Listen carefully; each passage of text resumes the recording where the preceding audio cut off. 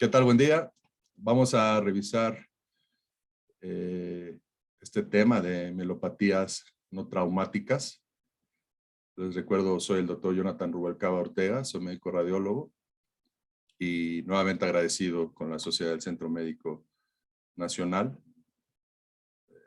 del IMSS por la invitación.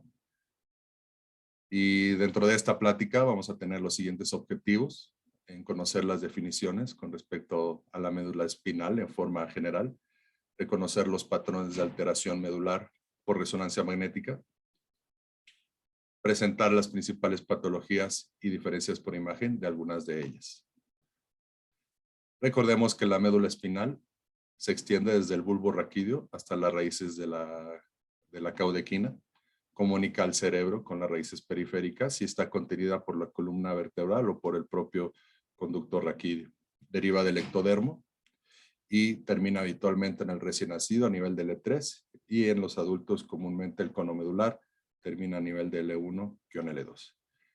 El dibujo de la derecha se los muestro para que vean cómo está contenida las envolturas de la médula espinal, aunque es un órgano con un espesor muy pequeño.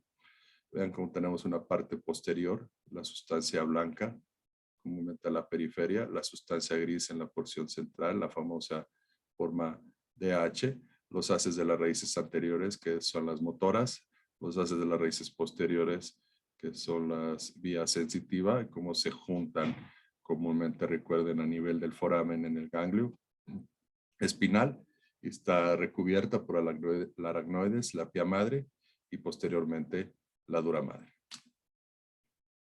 En la médula espinal está formada por sustancia gris y blanca. En la blanca llevan los haces nerviosos mielinizados descendentes y ascendentes. Y en la sustancia gris existen interneuronas, motoras de astas anteriores, somatosensoriales dorsales, sensoriales nocioceptivas y autonómicas. Estos dibujos de abajo los pongo cuando comúnmente hablo en esta charla en forma a propósito, porque en varias de la bibliografía o de las referencias que tenemos de la médula, el dibujo viene al revés a como nosotros comúnmente lo vemos en las secuencias por imagen. Entonces, por eso es la imagen de ponerla en espejo, para que ustedes vean prácticamente por dónde van los fascículos, los tractos, cuál es la sustancia blanca, la gris, y obviamente dónde está el surco anterior, el conducto ependimario y esas cosas. Recordemos que en las secuencias axiales T2, como la que es la de arriba a la derecha, vemos el contenido de la médula cervical, las estructuras dentro del conducto raquídeo, las emergencias de las raíces, y la secuencia de abajo de cogradiente nos sirve también para discriminar la adecuada interfaz entre la sustancia blanca y gris de la médula espinal. Propiamente, ¿qué es una mielopatía? Es cualquier condición patológica que afecta a la médula espinal y que afecta alguna función parcial o total. Puede tener afectación meningia asociada. Las causas que tenemos son las compresivas, las vasculares, la tóxica y la metabólica. El término mielitis hace una referencia a una inflamación de la médula que afecta a la sustancia gris y blanca. Y sus principales causas son las inflamatorias, las infecciosas, las inmunomediadas y las idiopáticas. Habitualmente tienen un curso variable, único o recurrente. Pueden ser agudas, subagudas o crónicas.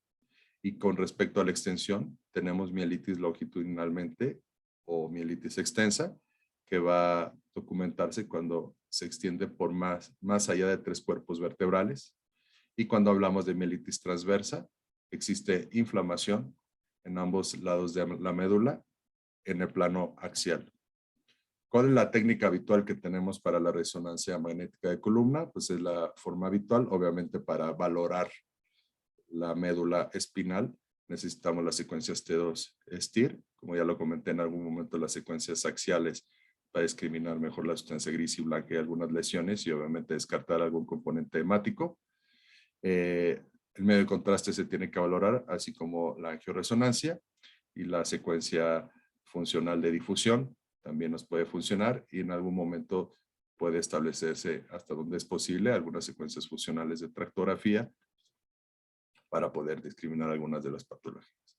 El mielograma lo hacemos como a veces en una secuencia extra, principalmente para discriminar algún tipo de lesiones quísticas o pseudomeningoceles, habitualmente secundarios a trauma. La mayoría de los estudios se hacen con cortes potencialmente finos de 3 o 2.5 milímetros, con la mayor disminución del interespacio. Y hoy por hoy muchos de los equipos ya tienen consecuencias volumétricas en las cuales nos pueden ayudar a disminuir este espesor. Sin embargo, hay que tener cautela en la valoración de las imágenes. Este es un algoritmo de valoración cuando hay un insulto o una lesión en la médula espinal, que se me hizo interesante de esta bibliografía. Aquí principalmente lo que hay que excluir es el artefacto, el que tenemos como fenómeno de Gibbs, que es un fenómeno que nos da por la pulsación del líquido cefalorraquídeo y que nos da líneas paralelas a la distribución o al trayecto habitual de la médula cervical entre hiper e hiposeñal y que nos pueden hacer confundir en algún momento con una hiperintensidad, o sea, con el propio conducto ependimario o a veces hasta con un syrinx. Y el efecto dieléctrico, que aquí no pongo imagen, pero el efecto dieléctrico es una inhomogeneidad en el campo, principalmente en resonadores de alto campo, de 3 teslas y superiores. Los que han tenido la oportunidad de trabajar con estos resonadores seguramente los han notado, que es cuando hacen un paciente de abdomen o de columna dorsal o lumbar, la cual la imagen queda muy oscura, degradada, que no te deja valorar adecuadamente, es por la necesidad de este efecto dieléctrico y que puede estar dado muchas de las veces por pacientes con tejidos blandos gruesos o por obesidad, con ascitis, con edema difuso de los tejidos blandos. Entonces, esa es una de las condiciones en las cuales los resonadores de alto campo van a tener esa limitación. En este algoritmo, al momento de discriminar o de diferenciar los artefactos, hay dos opciones, que sea compresiva y no compresiva.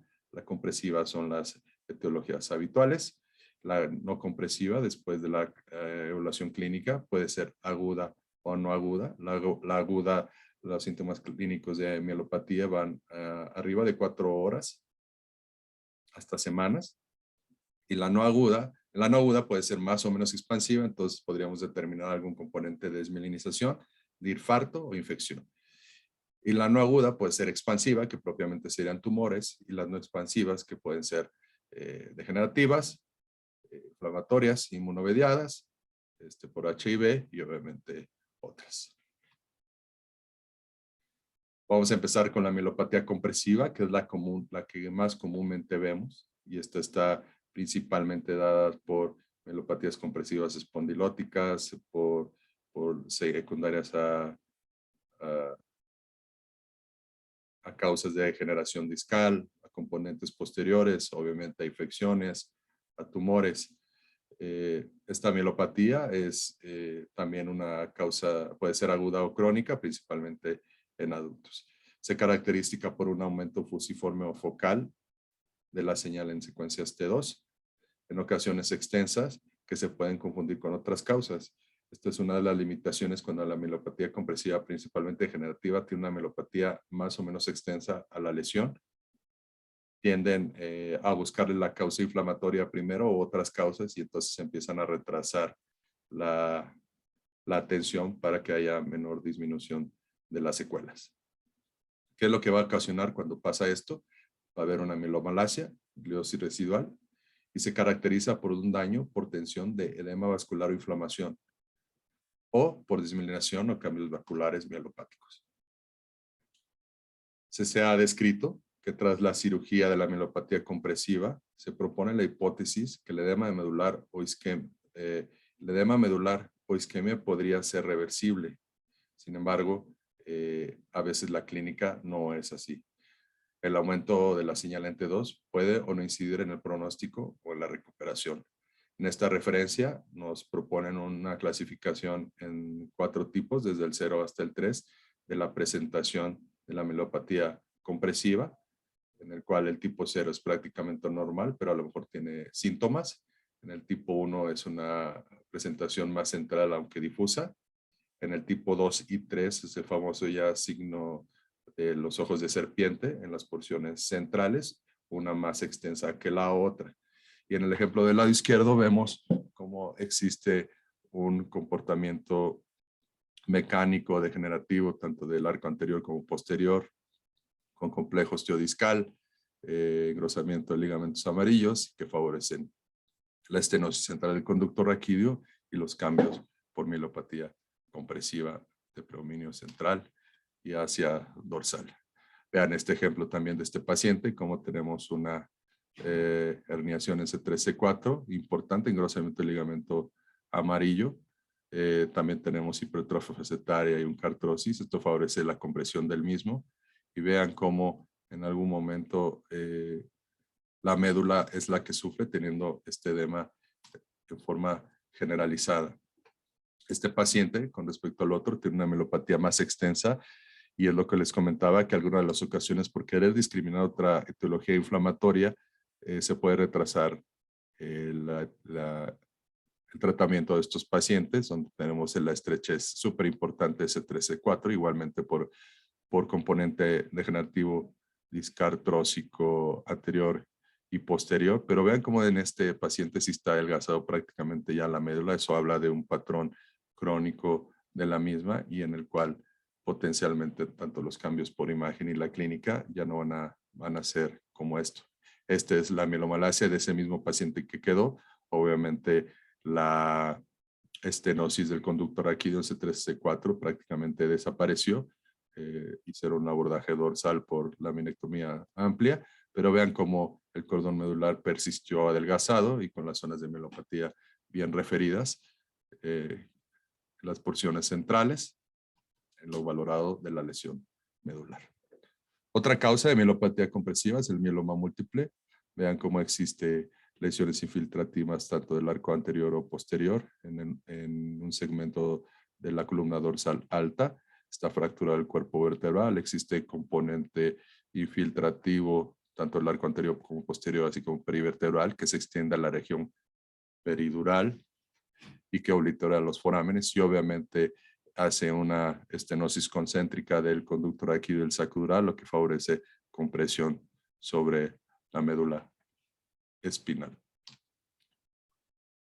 Esta es otra lesión, este es un lipoma intramedular. Vean cómo es una lesión en la secuencia T1 a la izquierda, un STIR en la que sigue sagital y es un T1 y T2, así como una secuencia fiesta en cortes axiales, como vemos la lipoma intramedular intrarraquídeo,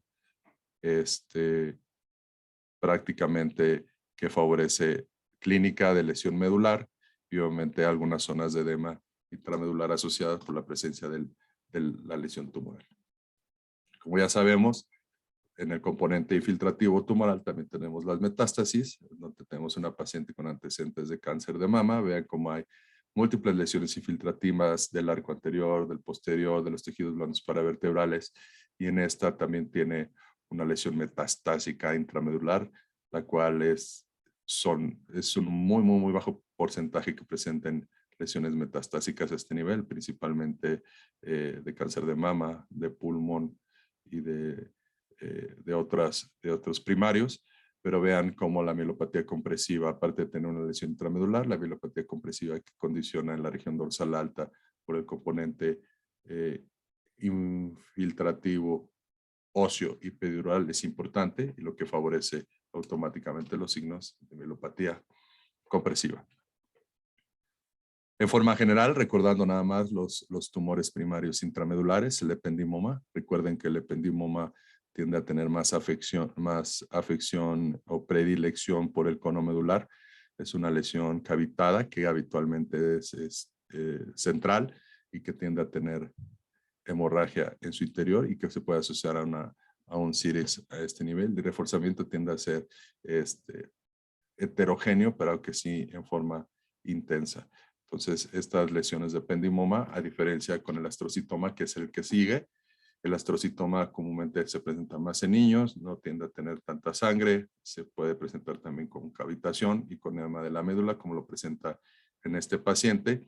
Y el reforzamiento, aunque en este tiende a ser muy intenso y ávido, también puede presentarse en pacientes con reforzamiento heterogéneo. Otras entidades de afectación de la médula espinal es la degeneración combinada subaguda, que esta es una deficiencia de vitamina B12, que se caracteriza por las parestesias en manos y pies y progresión con pérdida de la sensibilidad.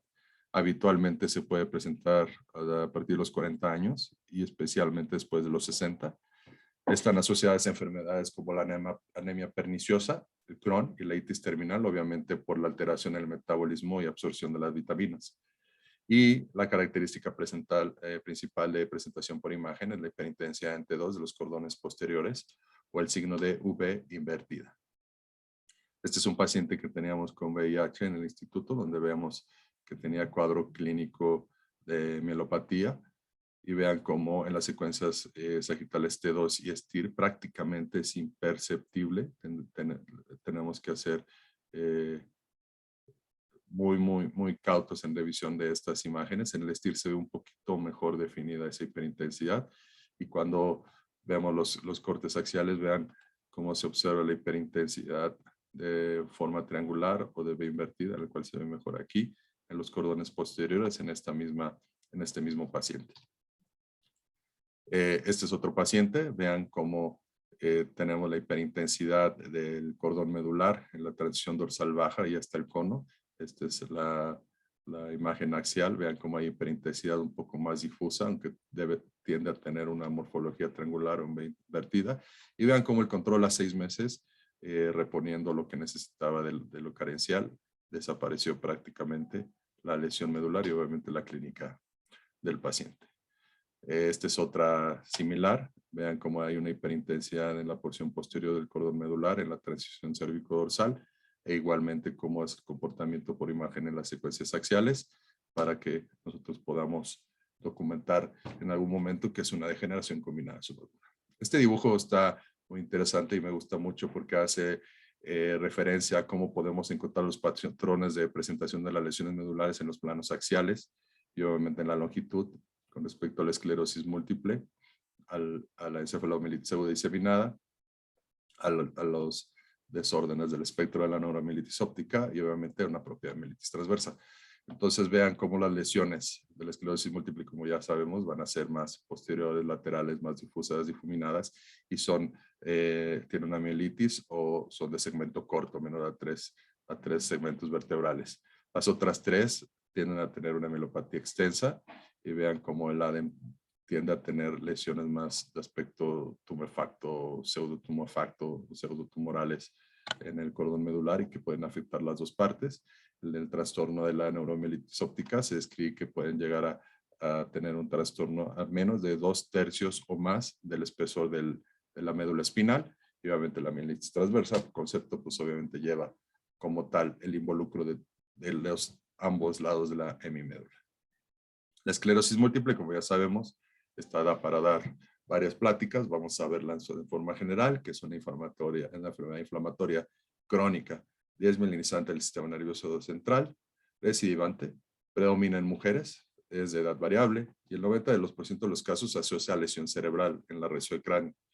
En la médula comúnmente cervical puede presentar únicas o múltiples placas o lesiones desmielinizantes periféricas, como ya lo mencionamos, menor a 2 cuerpos vertebrales y con el menor del 50% del espesor de la médula. También puede presentar el componente pseudotumoral.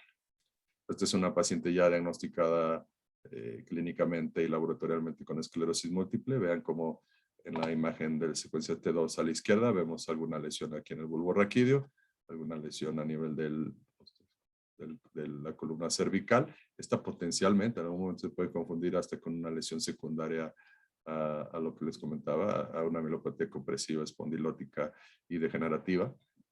Y vean cómo tiene reforzamiento con el medio de contraste. Esta lesión y está más las lesiones en el plano axial, más hacia dorsal y hacia lateral.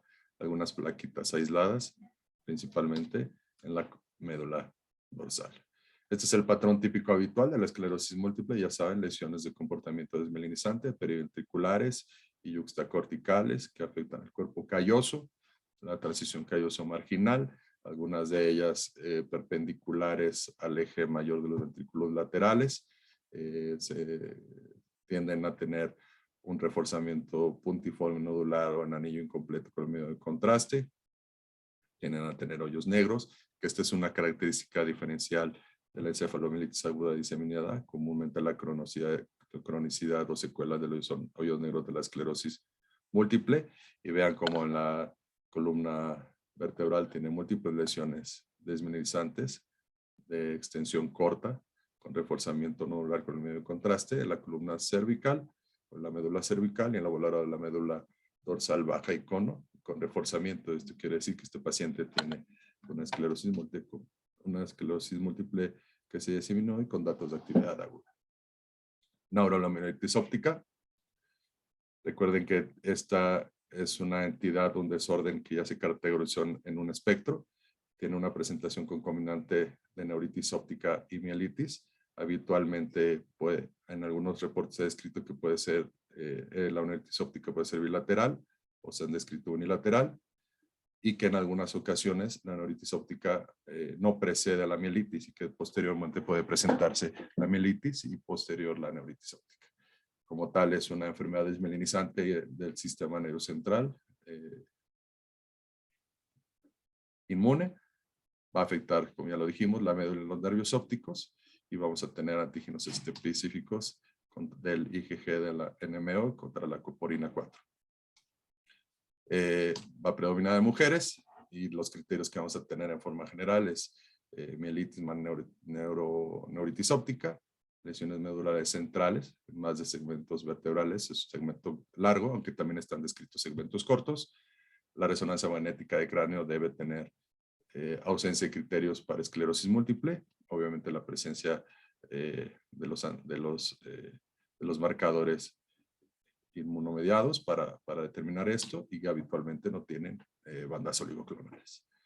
Este es un paciente con neuromielitis óptica. Vean cómo la mielopatía en la columna cervical se extiende en más de 3 cuerpos vertebrales, tiene un reforzamiento intenso y homogéneo, y sí en las secuencias axiales se extienden 2/3 o más del espesor de la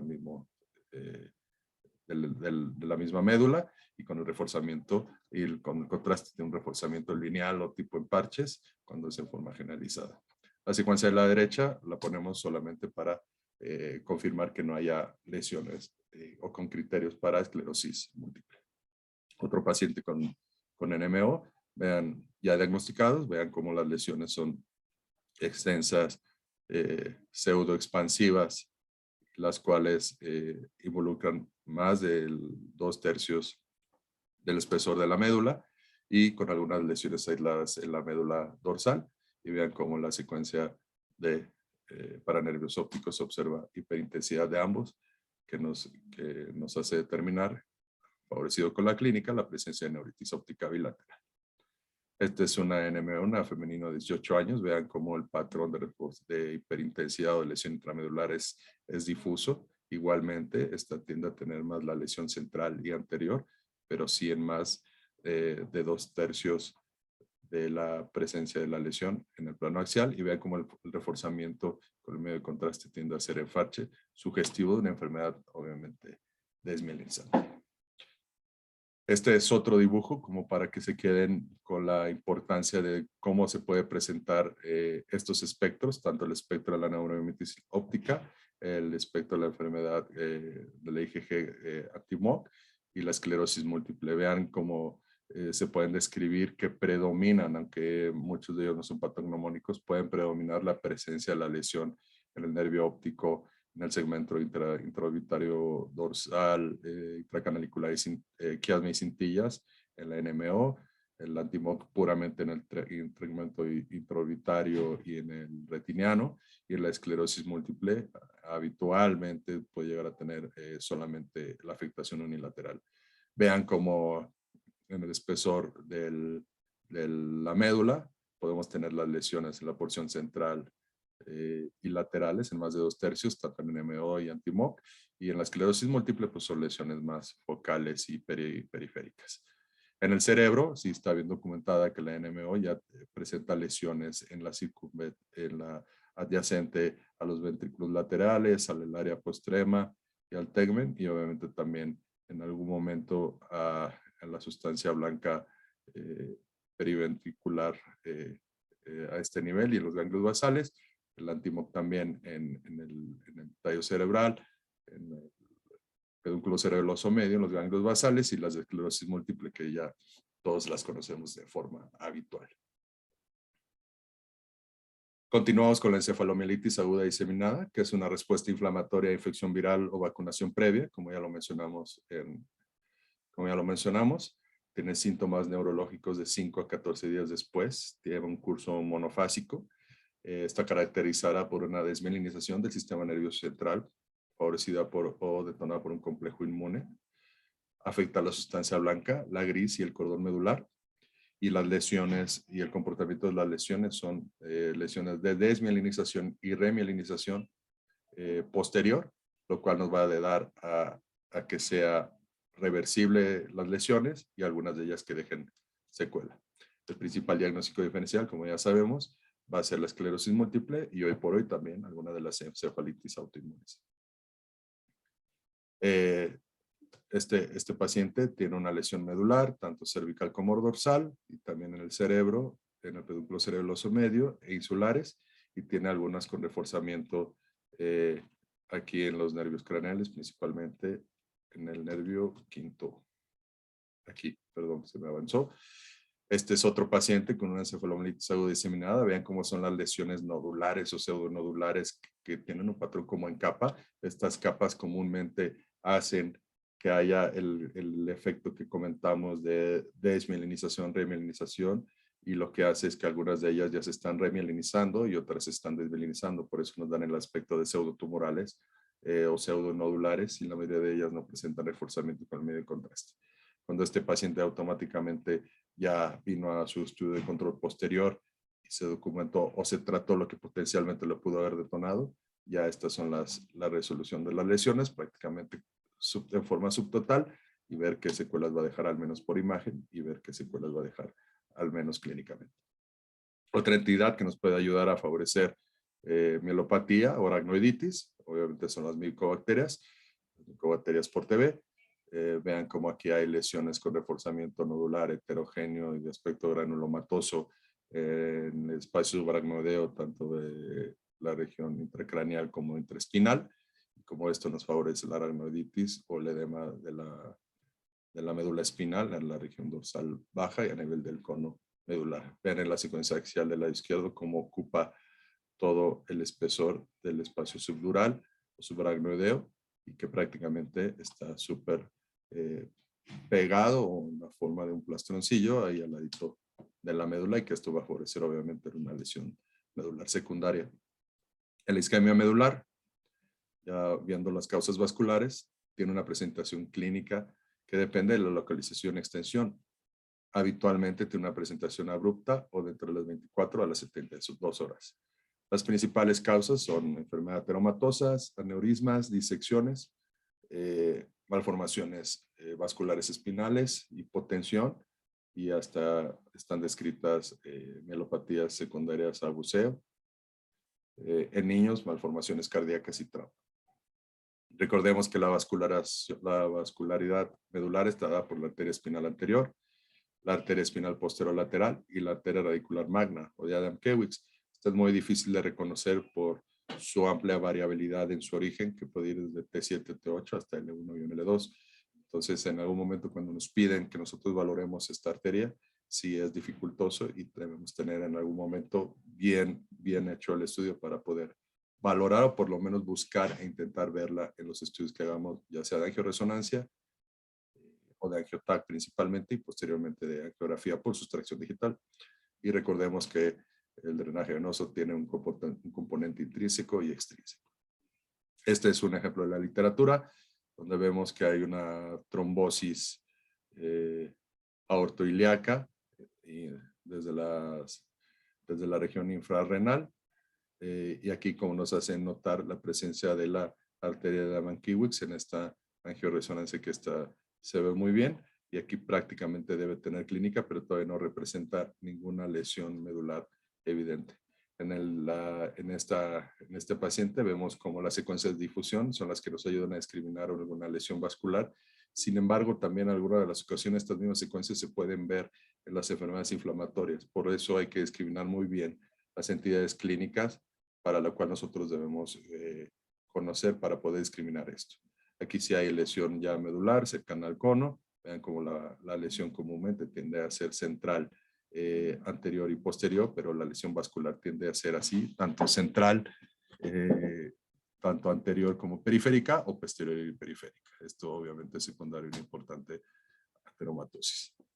Vean este paciente que hace una mielopatía extensa en la transición de la médula cérvico-dorsal, la cual en el STIR también se observa esta misma imagen. Y vean cómo la difusión se observa esta restricción en la señal, en donde nosotros documentamos en las secuencias axiales y tenía este paciente antecedente de AR, de diabetes y de hipertensión y con una clínica insidiosa en forma aguda. Insidiosa pero aguda, y obviamente el diagnóstico diferencial en este paciente es que tenga algún componente autoinmune asociado.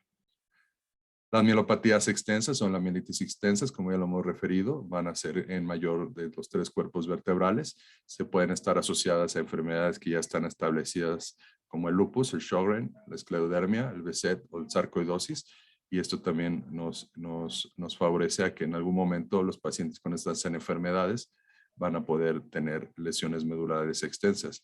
En el lupus está descrito que no necesariamente pueden ser secundarias a la propia autoinmunidad, sino que la pueden describir también secundaria a alguna alteración vascular o por vasculitis. Vean este paciente que ha tenido periodos recurrentes de una paciente con lupus, de mielopatía extensa, pero vean cómo la difusión tiene una restricción súper franca, lo que nos hace hablar que es una lesión potencialmente vascular y aguda. La secuencia T1 del lado izquierdo, el STIR, el T2, la difusión de este lado arriba, el ADC, las secuencias axiales y el contraste. Vean cómo en el estudio contrastado presenta un importante reforzamiento. Continuamos con algunas entidades que nos van a dar síntomas medulares, como la siringomielia. Recordemos que esta la podemos describir como un hidrosírix o hidrosiringomielia, y que solamente el componente histológico va a ser el que nos va a discriminar uno contra el otro. Puede ser primaria, idiopática o secundaria una malformación, y secundaria favorecida por tumor, inflamación o traumatismo. Este es un paciente con una neurofibromatosis tipo 1, donde vean que tiene un hidrosírix gigantesco, prácticamente todo el cordón. Sin embargo, este paciente presentó un tumor en su interior en forma asociada. Entonces, del lado derecho se observan los neurofibromas plexiformes que tenía este paciente. Entonces, para que vean cómo el sírix puede ser tan extenso o tan localizado como en este caso, en donde tenemos un paciente que tiene una fractura cervical, y vean cómo secuelarmente dejó un hidrosírix porque no lo tenía. Este paciente tenía un estudio previo, dejó un hidrosírix en una cavidad central en la cual tendrá que darse seguimiento. La otra entidad que también nos puede producir lesión medular o una causa como tal es la médula anclada. Recordemos que su nivel habitual del cono medular es a nivel de L2 y puede estar anclado a una masa, al fílemo o a tejido fibroso. Comúnmente están asociados a espina bífida, alguna fusión vertebral o anomalías en la segmentación, lipomas, lipo o lipomielomenigoceles. ¿Qué es lo que pasa con esto? El anclaje altera el metabolismo oxidativo de la médula y estira las arterioles y vénulas. O sea, automáticamente nos da una lesión vascular asociada y obviamente se traduce como edema medular y la clínica. Quiere decir que entre más se estire esta médula, más clínica nos puede dar. Podemos tener un paciente que toda su vida no tenga clínica, pero cuando en algún momento la tenga, seguramente va a ser por esta situación.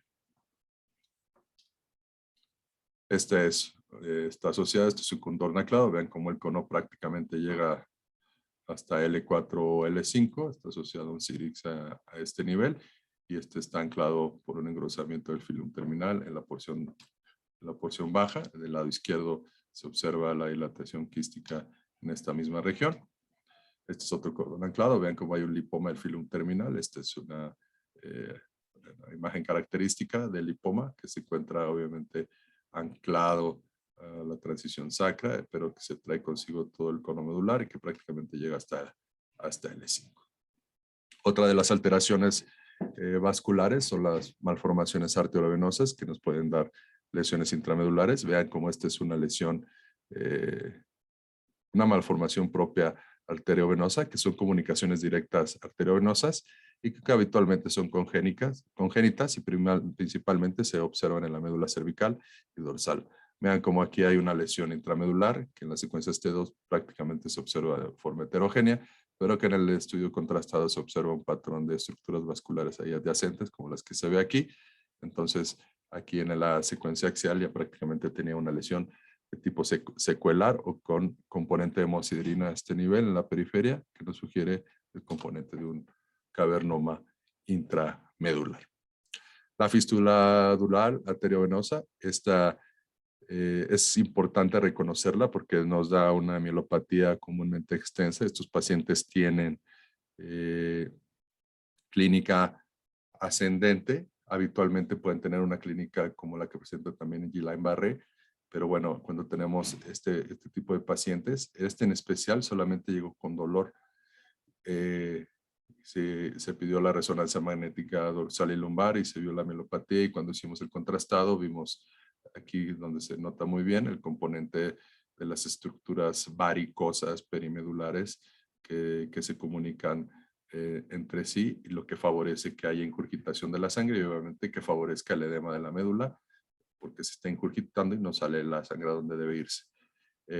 Vean cómo el patrón de presentación de la lesión intramedular en el corte axial tiende a ser característico para una lesión vascular.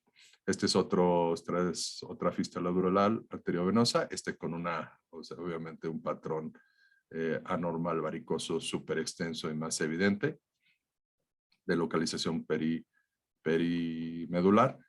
En algunas de las ocasiones se puede discriminar o sugerir en las secuencias T2 o STIR, pero la verdad es que es muy difícil valorar este tipo de malformaciones, de fístulas durales, perdón, en las secuencias simples, y siempre vamos a necesitar el contraste para hacerlos.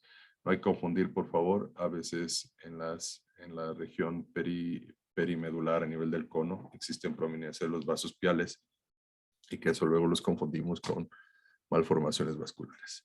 Y ya para terminar, unos ejemplos que pueden condicionar clínica, aunque estas condiciones pueden hacerla crónica o hasta que se presente, como los quistes meningios. Esto es un quiste de aracnodeo. Vean cómo comprime prácticamente el cordón medular y el cono y obviamente las raíces. Este paciente obviamente tiene clínica transitoria o por rachas, pero bueno, esta es una condición en la cual nos puede favorecer esto. Y la paquimeningitis espinal, que obviamente se puede traducir en un componente infeccioso o granulomatoso, pero en un buen porcentaje también pueden ser idiopáticos. Vean cómo existe engrosamiento de la región dural y subdural, tanto el componente anterior como posterior, y vean cómo el reforzamiento con el medio contraste es heterogéneo, simulando alguna colección, pero en realidad es una paquimeningitis espinal, como las que hay en el cerebro. Bueno, como conclusión, aquí ya no puse una diapositiva de conclusión.